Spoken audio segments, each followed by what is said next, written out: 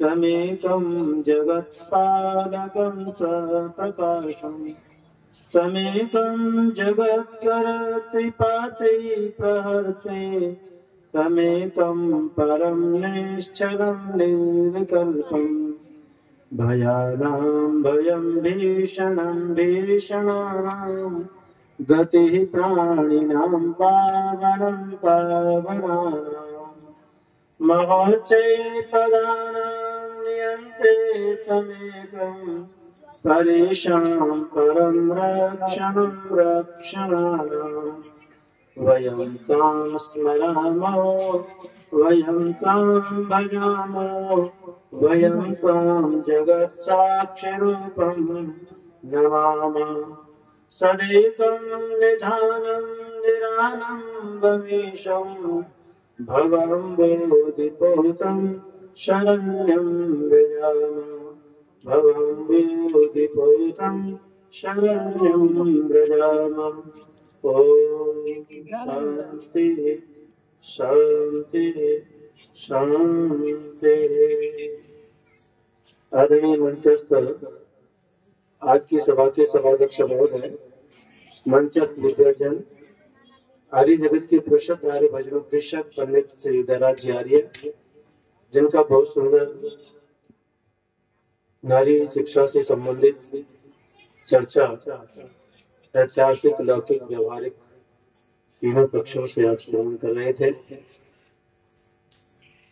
और हमारे श्री ओम सुमरन जी आर्य,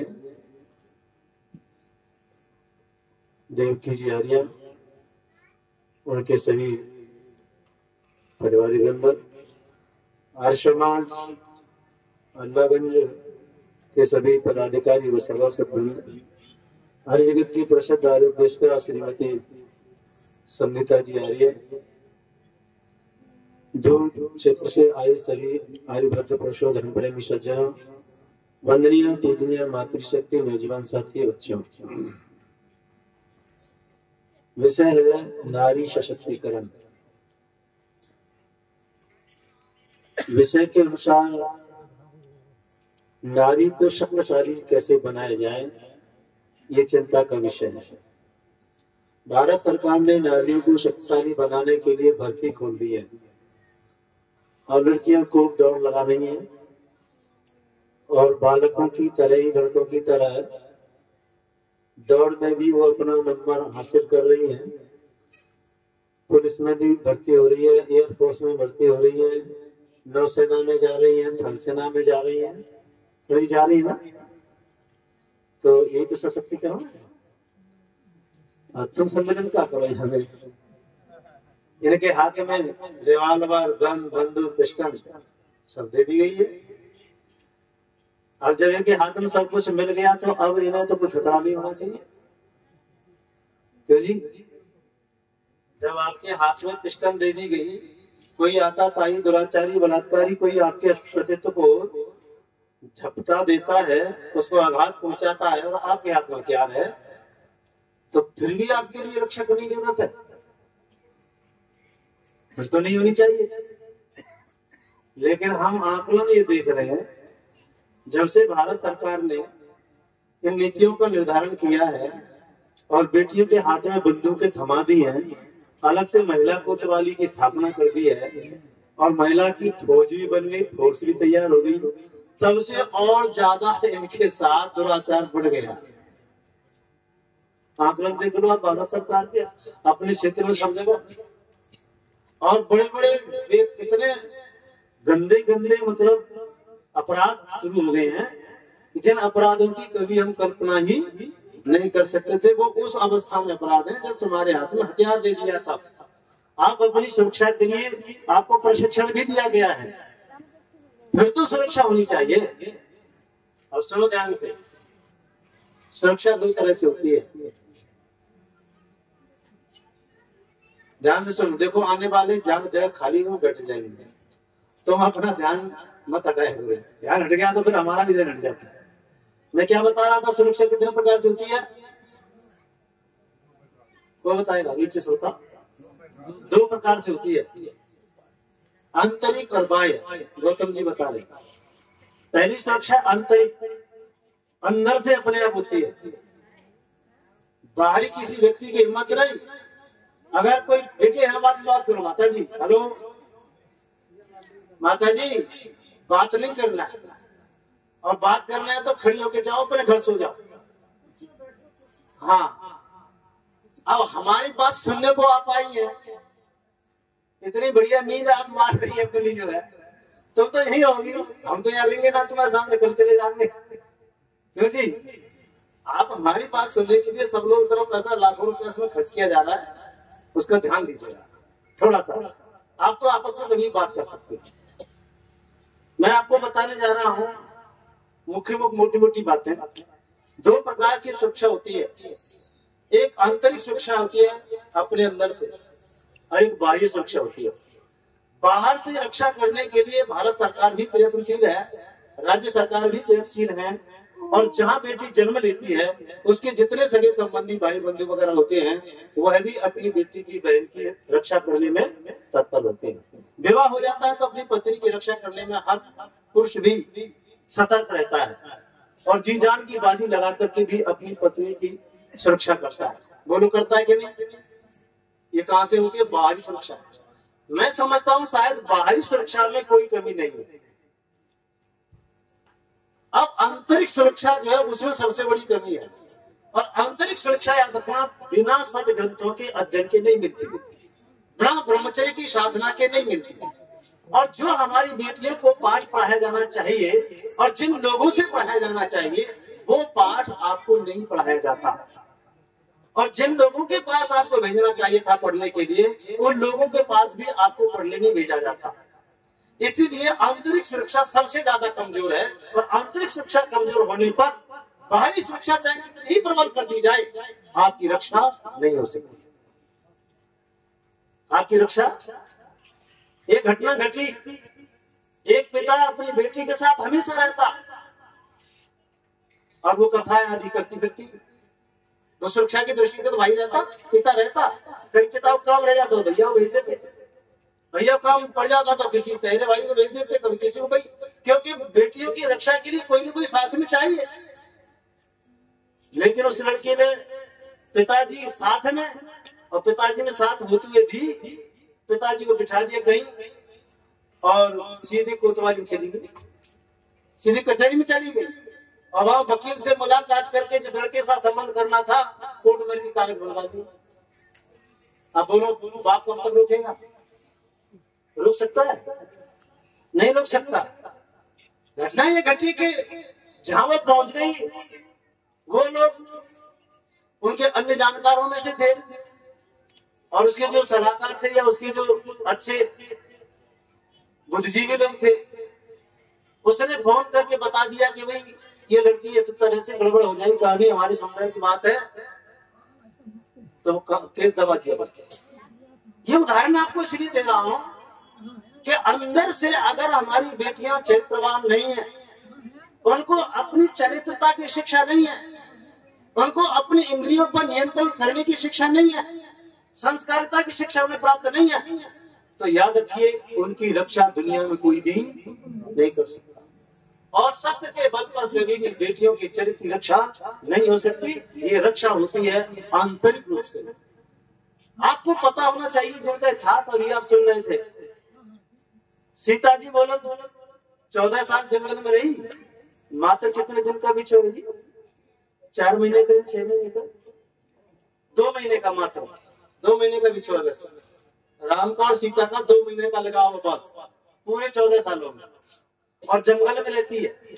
अच्छा बोलो किसी ने कोई उसके सतीत्व को कोई छुपाया? नल के साथ दमयंती 12 साल जंगल में रहती है, कोई उसके सतीत्व को छुपाया? और बड़े बड़े लोगों ने भी ताकत लगाने का प्रयास किया, लेकिन नहीं व्यवस्था हो पाई, और आज हम फ्री में लुट रहे व्यर्थ में।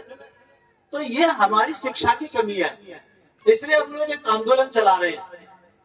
आंदोलन यह है कि हमारे गांव-गांव में आप अगर बेटियों को गुरुकुल में नहीं भेज पा रहे हैं, अन्य व्यवस्थाओं को नहीं चला पा रहे हैं, कोई बात नहीं, आप अपने घर पर ही 50-100 बेटियों को इकट्ठा करो एक जगह, और उनको ठीक से अपने आर्ष ग्रंथों की कुछ जानकारी प्रदान करो। उनको यज्ञ करना सिखाओ, संध्या करना सिखाओ। और जो अंडवंड पाखंड के उन्मूलन के लिए स्वामी की छोटी सी पुस्तिका है, उसका नाम है आयुर्वेद रत्नमाला। और उन आयुर्वेद रत्नमाला में 100 बिंदु हैं। उन 100 परिभाषित पदों को बेटियों को याद कराओ। जैसे पाप किसे कहते हैं, पुण्य किसे कहते हैं, विद्या किसे कहते हैं, स्वर्ग क्या है, नरक क्या है, देवी क्या है, देवता क्या है, माता क्या है, पिता क्या है, आचार्य क्या है, इन सबको पारिभाषिक रूप से स्वामी दयानंद महाराज ने वहाँ प्रस्तुतिकरण किया है। और मैंने प्रयास किया है, हमारे कई लोग इस क्षेत्र में काम कर रहे हैं और वो 100 200 पुस्तकें अपनी तरफ से खरीदते हैं। और ऐसे जगह जाकर जहाँ लोग, मैं यहाँ पर भी चाहता हूँ अगर कोई बंदा कार्यकर्ता इसकी जिम्मेदारी ले तो आप अपने गांव में ही एक संस्कार शाला का निर्माण कीजिए और बेटियों और बेटों को संस्कार सिखाइए। इनके लिए अपनी धार्मिक कृतियां पढ़ाइए। इनको अपने जीवन चरित्र से संबंधित कैसे आप सुरक्षित रहेंगे इस व्यवस्था को बताइए।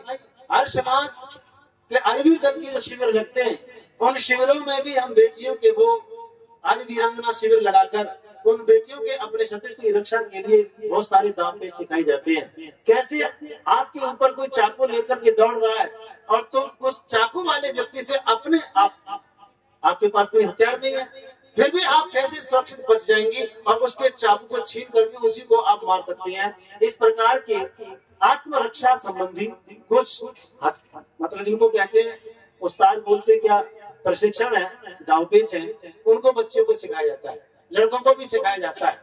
आर्मी दल के शिविर भी यहाँ लगने चाहिए। व्यवस्था दी कब जब आप सोचो छुट्टी विद्यालय की, उस समय आप लगा दीजिए 5 दिन का 10 दिन का जैसे भी चाहे, क्या समझे। एक बेटी की व्यवस्था भी आपको इस प्रकार से कर दी जा सकती है कि आप उस बेटी को अपने पास रखे अपने गाँव में और वो आपकी बेटियों को सिखा दे। कन्या गुरुकुल की पढ़ी लड़की आपको बढ़िया सिखा सकती है, ऐसा इंतजाम किया जाए तो हमारे बच्चों का प्रयोगात्मक अध्ययन आप करेंगे तो फिर ये सम्मेलन रखना सार्थक है। और बाकी हमने भजन सुना दिए, प्रवचन कर दिया और चले गए, इससे कोई लाभ नहीं है। बशर्ते कि आप इस क्रिया में आगे बढ़े, हम आपका सहयोग तन मन धन से हर तरह से करने को तैयार है, बल्कि तुम भी तो उठ के तैयार हो चलने के लिए, तब ये काम आगे बढ़ेगा।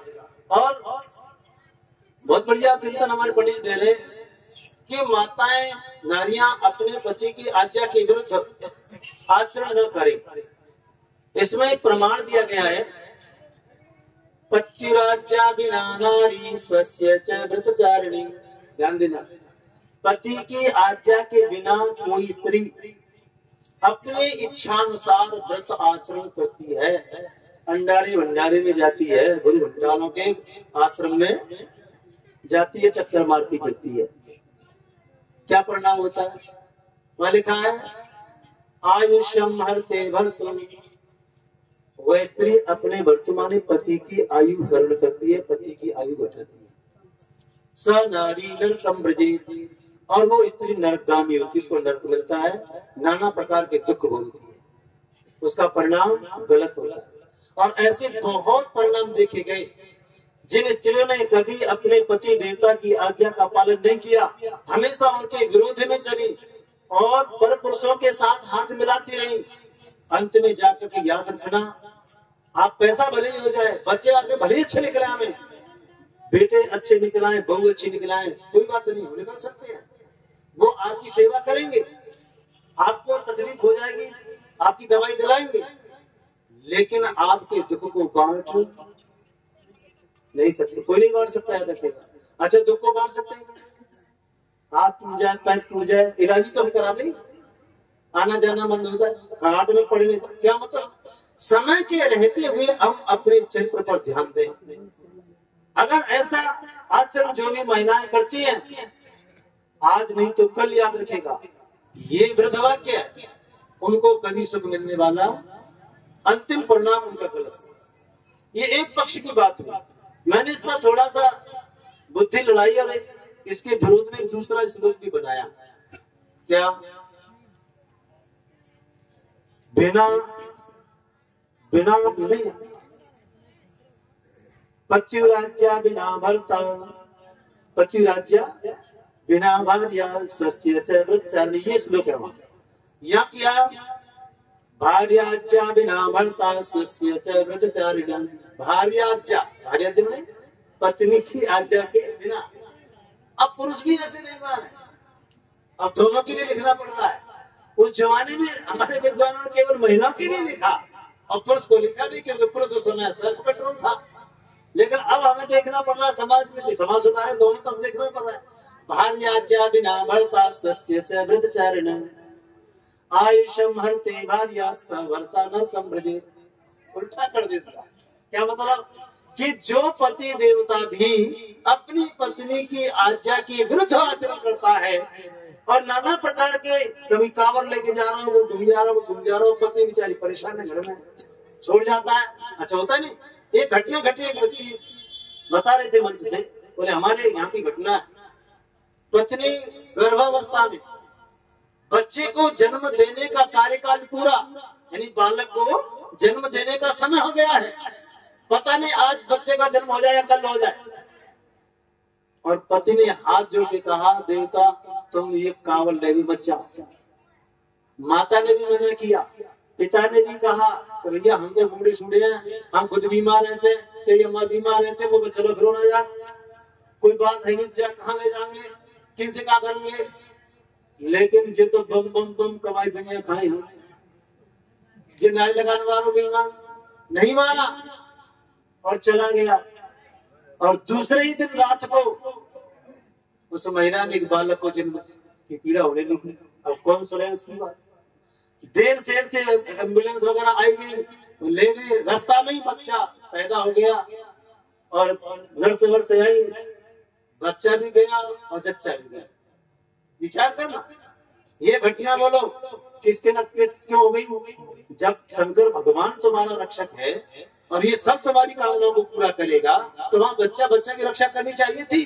जब उसका पति तुम्हारी सेवा में चला गया, तो कांवर लाने से अगर आपको पुण्य मिलता है और ये धर्म का काम है, तो यहाँ से उस महिला की रक्षा होनी चाहिए, उसके जच्चा बच्चा दोनों की सुरक्षा होनी चाहिए थी जब वो भगवान के दरबार में गया। तो लेकिन यहाँ देखा गया जच्चा और बच्चा दोनों से हाथ से गया। बोलो जब लौट कर गया तो 50 खाकर होता बंदा, अब मजनू बन रहा नहीं।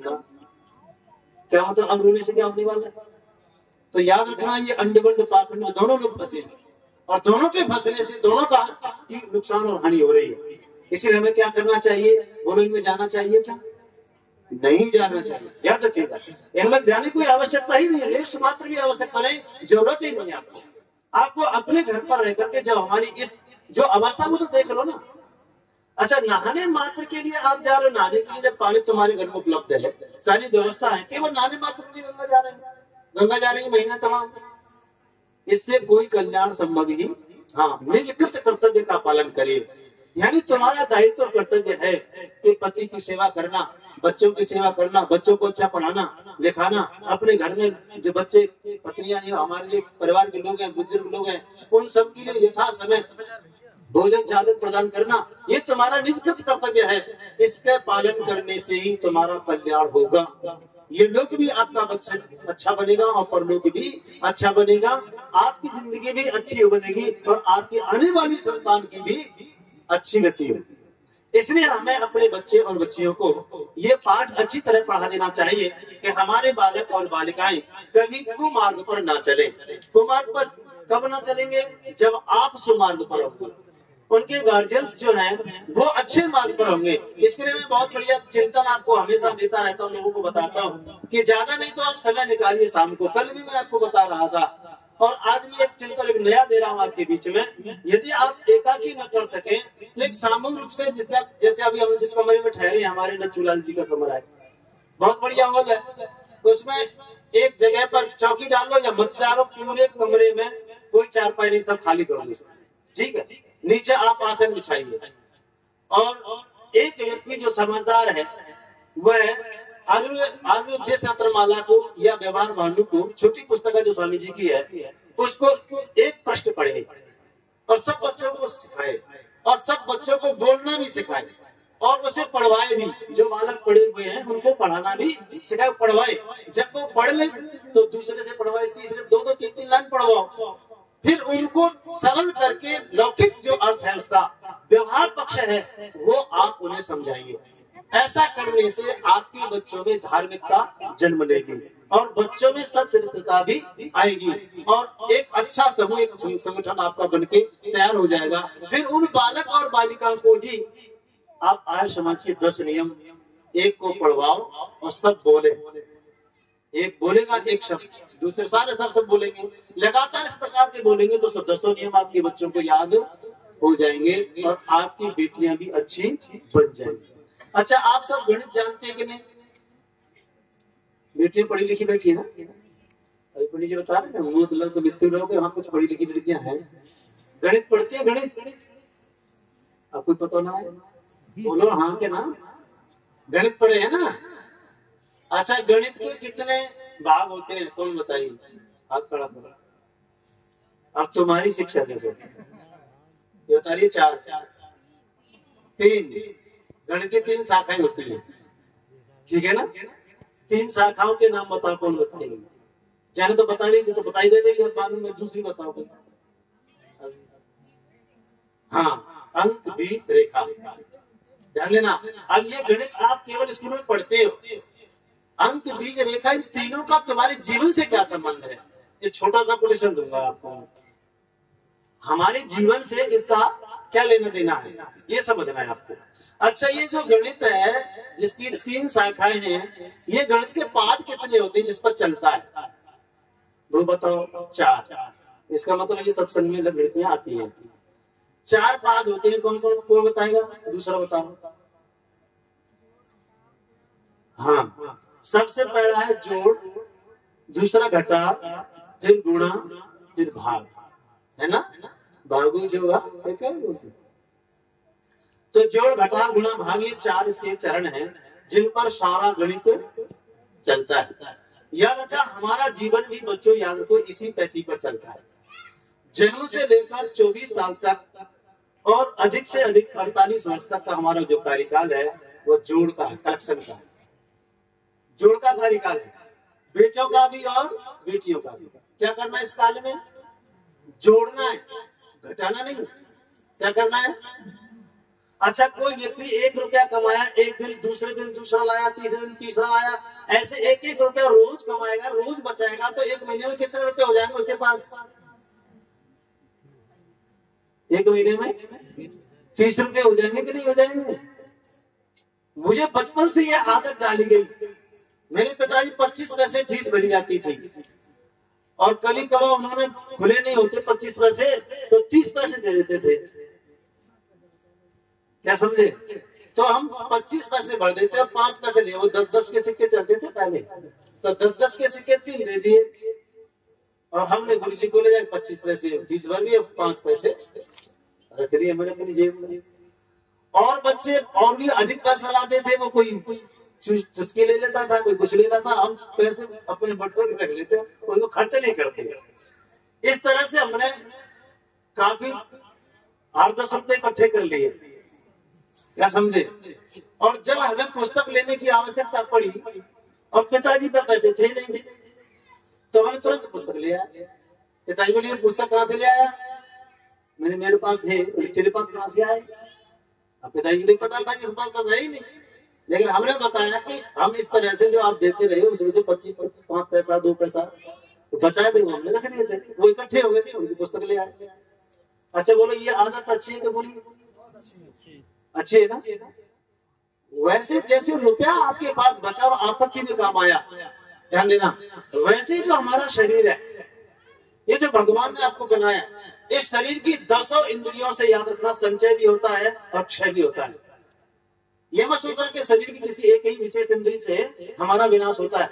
10 इंद्रियों से हमारा क्षय भी होता है, संवर्धन भी होता है, पौष्टिकता भी हमें मिलती है, ह्रास भी होता है और विकास भी होता है। आप अपने शरीर को, अपनी इंद्रियों को नियंत्रित में रखो और जो इंद्रिय जिस काम के लिए भगवान ने बनाई है उससे वही काम लेना, दूसरा कोई काम लेना ही नहीं है, मर्यादा के साथ रहना है। तो मर्यादा पूर्वक यदि आप आचरण में कलेक्शन करते जाएंगे, जो भी खाना पीना है आपका वैसा पदार्थ खाइए जो आपके शरीर में लगे और आपके शरीर की शक्तियां बढ़े, वृद्धि हो, धातुओं की पुष्टि हो। ऐसा अगर आप संयोग करते, समझो आप गणित का पहला भाग ठीक से जानती हैं और आप भी जानते हैं। और यदि हमारी शरीर की क्षति हो रही है, हानि हो रही है, तो इसका मतलब है तुमको कलेक्शन करना नहीं आता, जोड़ना नहीं आता। शरीर का पहला भाग जोड़ का है, इसमें हमें जान भी इकट्ठा करना है, शारीरिक शक्ति भी इकट्ठी करनी है, मानसिक शक्ति भी इकट्ठी करनी है, जोड़ बताते हैं। और गणित का जो पहला भाग है उसका क्या नाम है? पहली शाखा अंक गणित। अंक का अर्थ क्या है? अंक किसे कहते हैं बताओ? आपने पढ़ा तो है ना अपने पाठ्यक्रम के अनुसार, बताओ। अंक को मैंने पूछा, बोला मैथमेटिक्स। मैथमेटिक्स अंग्रेजी का शब्द है, इसका अर्थ क्या है? वो अर्थ नहीं पता लोगों को। सुना था, अंक माने है अंकते ज्योतते प्रकाशते अंक। अंक उसे कैसे जिससे जाना जाता है, जिससे प्रकाश होता है, प्रकाशन में आता है कोई बात, वो अंक कहलाता है। तो पहले हम अपने बालक और बालिकाओं को अंकों के द्वारा जनाते हैं। अंक का अर्थ है जानना। अंक का अर्थ क्या हुआ? समझ गए नहीं? इकाई दाई सब सिखाते हैं बच्चों को, सौ तक गिनती सिखाते हैं। तो इनसे क्या सिखाते हैं बच्चों को? जोड़ना भी सिखाते हैं। हमें बताओ 5 और 4 कितने हो गए? तो 9। हमारे समझ में नहीं आएगा 9 कैसे आएगा? तो गुरुजी प्रक्रिया कराते हैं, बोले 5 कंकड़ी बीन के ला, तो 5 कंकड़ी बीन के ले आए, बोले धरे यहाँ बोले अब 4 कंकड़ी बीन के ला, वो 4 ले आए। अब उन्हें इकट्ठो कर और अब गिन इकट्ठे तो 9 होंगे। ये क्या प्रयोगात्मक अध्ययन, ठीक है नहीं? ये क्या है? बोलो जान गए कि नहीं जान गया? तो अंक का अर्थ है जानना। जब कोई सवाल हमको सीधे सीधे अंकों से जाना नहीं जाता, तब किसी वर्ण को उस सवाल के अंक में मान करके उस सवाल को हम हल करते हैं। उदाहरण के लिए 2 संख्याओं का योग, ध्यान दीजिएगा, 2 संख्याओं का योग 12 है, उनमें से एक संख्या 8 है, तो दूसरी संख्या का मान बताओ। शर्त है बीज गणित की रीति से, अंक गणित की रीति से नहीं। अंक गणित की रीति से तो बना आसान है, सीधा सरल सरल है। 2 संख्याओं कितना है? 12, उनमें एक 8 है, तो 12 - 8 = 4, ठीक है नहीं? लेकिन शर्त लगा दी गई है कि अंक की रीति से नहीं, बीज की रीति से बताओ। अच्छा कौन बताएगा? वो सरल सवाल है कोई विद्यार्थी बताने वाला? छोटा सा सवाल नहीं है। अब सुनो बताते, माना कि पहली संख्या हम जब पढ़ते थे आ प्लस बा, आ बा या का ऐसे हमको पढ़ाया जाता था। अब तुम्हारी भाषा में ट्रांसफर हो गया, बराबर कर दिया। वहाँ ए बी या एक्स वाई जेड ऐसे पढ़ाते हैं स्कूल में। अच्छा इन बेईमानों को पूछो, तुमने हमारे आपा को हटाकर ABCD कर दिया तो सिद्धांत को बदल दिया क्या? सिद्धांत तो हमारा ही जो कहते हो। माना कि पहला पद आ है और दूसरा पद बा है, तो आ प्लस बा, आ धन बा बराबर 12। तो आ का मान हमारे पास 8 है, बा का मान पता नहीं है, तो आ के स्थान पर तो 8 रखा और बा के स्थान पर कुछ नहीं, बा को बाई लिखा बराबर 12। अब पक्षांतर करेंगे, बा बराबर या बी बराबर, तुम अपनी भाषा कर लो, a + b = 12। तो a का मान 8 है, a + b बराबर 12, तो b बराबर 12 - 8 = 4। बोलो सवाल हल हुआ क्या? नहीं हो गया ना? बोलो उत्तर दोनों में अंतर आया क्या? नहीं आया ना? यहाँ मान करके पद की कल्पना की गई है। याद रखना, जब कोई सवाल सीधे समझ में नहीं आता है तो वह मान करके हम उस सवाल को हल करते हैं। तो बोलो सवाल हल हो जाता है कि नहीं, उत्तर मिलता है कि नहीं? तो माना किस लिए गया? एक विद्यार्थी मुझे ले गया अपने मित्र के पास, बोले गुरुजी आपसे एक व्यक्ति को मिलवाओ गजब की घटना। बोले मैं कहता हूँ पहले जानो, अजय कहता ना पहले मानो। अब हमारे जब झगड़ो है, मैंने कहा पहले जानना चाहिए कि मानना चाहिए? बोले गुरुजी पहले मानना चाहिए फिर जानना चाहिए। ध्यान देना, ये सारा पाखंड इसीलिए बीमारी चल रहा है। क्या तुम मान लो पीली मिट्टी का ढेला लिया और उसके ऊपर कलावा लपेट दो बोले मान लो गणेश जी। अच्छा मैंने चलो ठीक है, मैं क्या विद्यार्थी से बताओ आप मानते हो पहले? बोले हाँ मानते हैं। माना किस लिए जाता है? मैं तो पढ़े लिखे हो? बोले हाँ गुरुजी बीएससी किया हो। मैं तो बीएससी किया है। तो गणित पढ़े हो? बोले हाँ गणित पढ़े। गणित में माना जाता है? बोले हाँ माना जाता है। बोले माना जाता है किस लिए? बोले जानने के लिए। तो पहले जानो तो मानो। तो पहले जाना जाता है कि माना जाता है? पहले जाना जाता है, और जब कोई सवाल समझ में नहीं आता तो माना जाता है। और माना भी किस लिए जाता है? माना भी जानने के लिए। ध्यान देना, जिसे मान करके आप जान गए तो मानना ठीक, और जिसे मान करके भी नहीं जान पाए तो मानना बेकार। अच्छा बोलो ये सब देवताओं के बारे में परिकल्पना है? सब बेटियां बहनें हमारी सब इसी चक्कर में चक्कर बाती भरे पत्थर पर। आज तक कोई मान के तुम जानी क्या? नहीं जान पाए तो तुम्हारी अधोगति हो रही है। याद रखना, तुम अधोगामी हो रहे हो, नरकगामी बन रहे हो। इसलिए इस वेद की, और ये गणित क्या है? गणित वेद का अंग है, वेदांग है। किसी की बापत्ति नहीं है, गणित हमारा। और याद रखना बच्चों, तो आपको क्या पता लगा? अंक से है जानना और बीज से है मानना। अंक और बीज दोनों से, एक से जाना गया और एक से माना गया। जो वस्तु, जो पदार्थ, जो सिद्धांत आप जान गए हैं और उसे मान जाइए, जो मान गए हैं जान जाइए। जिसको जान और मान लिया है उसको रेखा पर ले आइए, और रेखा का अर्थ है सिद्ध करना। रेखा का अर्थ क्या है? सिद्ध करना। सिद्ध करने का मतलब है उसे अब अपने जीवन में उतार लीजिए। कैसे उतारेंगे? बस एक छोटी सी उदाहरण देकर बात पूरी करेंगे। हमने अभी समय, अभी थोड़ी देर है, 4-5 मिनट बाकी। आचार्य द्रोण के पास 105 विद्यार्थी पढ़ते हैं। कितने? 105 बच्चे पढ़ते हैं। आचार्य द्रोण ने एक दिन सवाल दिया सारे बच्चों के लिए, और बोर्ड पर लिख देते हैं। क्या लिख देते हैं सवाल? वो लिखते हैं कभी क्रोध नहीं करना चाहिए और सदा सत्य बोलना चाहिए। ये वाक्य लिख दिया, और बच्चों से कहा इसे नोट करो अपनी अपनी कॉपी पे। सबने नोट कर लिया। अब गुरुजी बोले तुरंत अभी याद करो और याद करके सुनाओ। क्या क्या सुनाना है? कभी क्रोध नहीं करना चाहिए और सदा सत्य बोलना। इतना सा वाक्य था। अब सबने याद कर लिया। गुरुजी ने कहा हाँ भाई दुर्योधन खड़े हो जाओ, सुना। दुर्योधन तुरंत खड़ा हुआ, बोले कभी क्रोध नहीं करना चाहिए और सदा सत्य बोलना। ठीक है बैठ जाओ। दुशासन तुम सुना। दुशासन सुना है कभी क्रोध नहीं करना चाहिए, सदा सत्य बोलना चाहिए। ठीक। अब भीम तुम सुना। भीम ने भी सुना दिया कभी क्रोध नहीं करना चाहिए और सदा सत्य बोलना। अब तुमको मैंने कितने बार बोल दिया, तुम में कितने को याद हो गया ये वाक्य? हो गया इतने वो पल्ले जाकर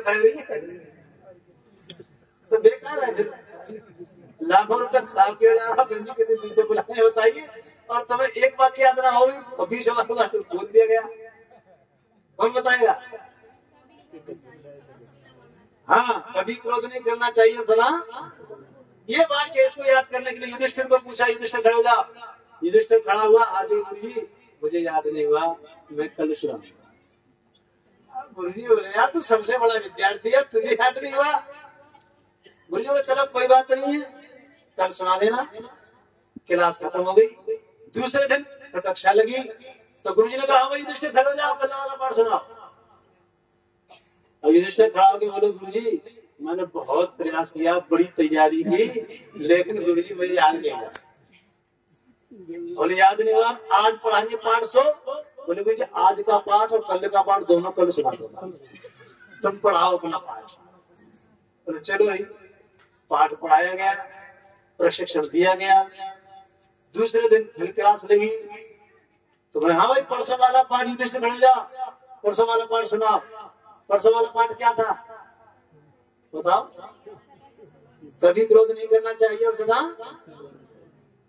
तो युधिष्ठिर तीसरे दिन भी कहता है गुरुजी मुझे याद नहीं हुआ, मैं कल सुना। अब गुरुजी को गुस्सा आ गया, कहने लगा बेईमान ये बार बार तेरी कभी कभी आएगी कि नहीं आएगी? और डंडा उठाया और युधिष्ठिर को पकड़ा और बहुत पिटाई की। पिटाई करते करते डंडा टूट गया और गुरुजी भी थक करके बैठ गए और युधिष्ठिर मुस्कुराता था, हंसता रहा बड़ी मजे की हंसता रहा और हाथ जोड़ के बोला गुरुजी आधा पाठ याद हो गया, आधा क्या याद हो गया? बोलो आधा पाठ याद हो गया अर्थात कभी क्रोध नहीं करना। बोले इतना पाठ याद हो गया गुरुजी, आपने मुझे मारा, गाली दी, पीटा और मुझे गुस्सा नहीं आया। अब गुरुजी को गुस्सा आ गया। क्या समझे बच्चों? इसका नाम है रेखागणित। ध्यान सुनो, इसका नाम है रेखागणित। अर्थात जो भी वाक्य आपने पढ़ा है, जो विद्या आपने सीखी है, उसे अपने जीवन में रेखांकित कीजिए, उसको रेखांकित कर लीजिए, उसको अंडरलाइन कर लीजिएगा और अपने जीवन में उतार लीजिएगा। तो ये विद्या आपके लिए उपयोगी होगी, आपके इस लोक को अच्छा बनाएगी और परलोक को भी अच्छा बनाएगी। और आपको ही नहीं बल्कि आपकी आने वाली जो पीढ़ी है, आने वाली जो संतति है, उसके लिए भी आपको ये अवसर देगी। इसलिए आइए हम अपने बालक और बालिकाओं को उत्तम उत्तम संस्कार दें। उन संस्कारों के देने से हमारे बच्चे आदर्श बनते हैं और ये संस्कार शालाएं हम अपने घरों में, परिवारों में, गांव गांव चलाएं। हमारे यहाँ समाज के जो कार्यकर्ताओं से विशेष निवेदन करूंगा कि इस विषय में आप जरूर थोड़ा सा समय निकालें, 1 घंटा, आधा घंटा, जैसे भी जहां भी सब मिल जाए, शाम को मिले, सुबह मिले, दोपहर को मिले, जब भी आप एक योजना बना लीजिए ताकि हमारे बालक और बालिकाओं को एक संस्कार दिए जा सके और आपके पीछे भी ये कार्यक्रम चलता रहे और बेहतरीन प्रकार से चले और हमारे बच्चे कंधा से कंधा मिलाकर के बढ़ चढ़ करके भाग रहे हैं। ऐसा ना कि साहब मैं अकेला ही हूँ, साहब 2 ही आदमी क्या करें, गुरुजी बड़े परेशान है, अब देख रहे हो कोई आएगा ऐसा नहीं होना चाहिए, बल्कि सारे बच्चे जब आप अपना गुरु मंत्र को दे देंगे और ये बच्चे इसके लिए सक्रिय हो जाएंगे और एहसास करेंगे कि हाँ अमुक गुरुजी आ रहे हैं, अमुक लोग आएंगे, उनसे और अच्छी हमें बढ़िया बात मिलेंगे, तो उनकी सेवा के लिए अपने मन से काम करेंगे, दौड़ दौड़ के काम करेंगे। तो मैं समझता हूँ ये अब्दुल्लागंज फिर अल्लाहगंज नहीं रहेगा, ये तो रामानुजम का काम होगा, क्या समझे, आर्यनगर बसेगा। तो आइए हम अपने बच्चों को आर्यनगर में ले जाएं, आइए ताकि पाठ पढ़ाएं। आप सबके लिए बहुत बहुत आशीर्वाद, बहुत शुभकामनाएं, धन्यवाद।